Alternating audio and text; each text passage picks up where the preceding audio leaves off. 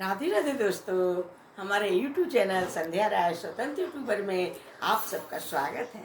सादर प्रणाम दोस्तों डेली की भांति मैं आप सबसे कहानी करने जा रही हूँ। दोस्तों कहानी शुरू कर रही हूँ।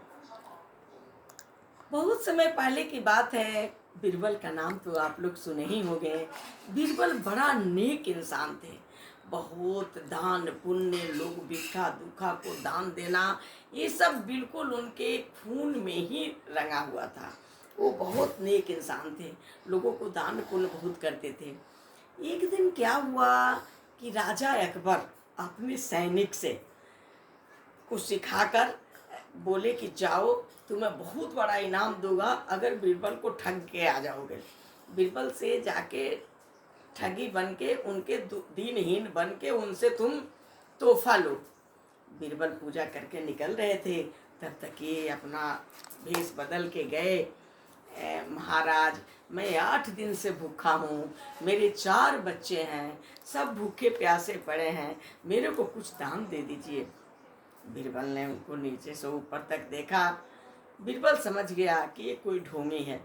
बीरबल आगे चलने लगा और ऐसा जगह जा रहा था जहाँ की बीच में नदी पड़े, पानी पड़े।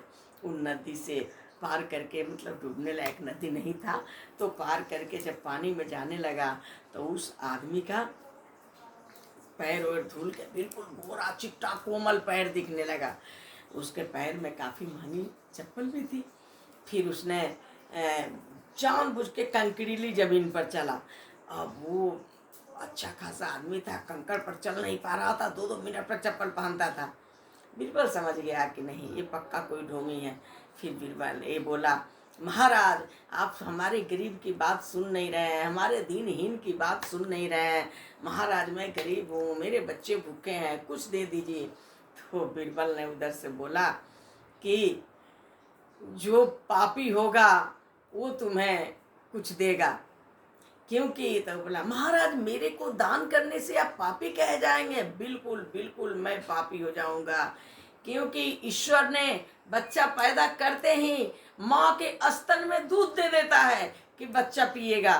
तो जन्मते ही बच्चा को खाने पीने का ईश्वर अपना इंतजाम कर देता है, और तुम कैसे पापी हो? इसका मतलब ईश्वर को मंजूर नहीं है कि 8 दिन से तुम भूखे हो, तब इसका मतलब तुम पापी हो।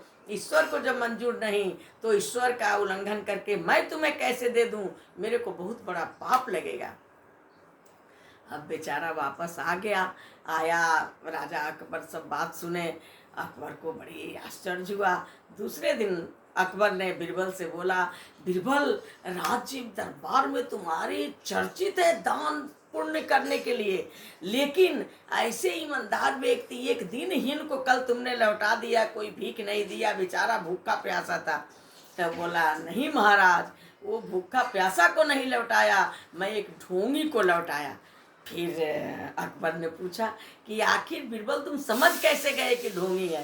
तो सारा बताया कि महाराज मैं पानी में ले गया, पानी में पैर धुल के गोरा चिट्टा पैर हो गया, इससे समझ गया। पैर में चप्पल बहुत महंगी थी, इससे समझा। खैर मान लीजिए कि चप्पल कोई भीख में दे सकता है, क्या वो गोरा चिट्टा बदन, वो कोमल चरण भी कोई भीख में दे सकता है?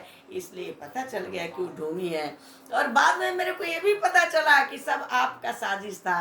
बीरबल बहुत खुश हुए, अकबर बहुत खुश हुए बीरबल की ये समझदारी पर। दोस्तों इस कथा से निचोड़ ये निकलता है कि आदमी हमेशा समझदारी से काम करना चाहिए। समझदार आदमी कहीं मार नहीं खा सकता है। अच्छा दोस्तों, बाय बाय। फिर दूसरी कहानी में आ रही हूँ, तब तक के लिए बाय बाय। प्लीज़ आप लोग लाइक सब्सक्राइब ना भूलिएगा, प्लीज़ दोस्त, प्लीज़। Bye bye.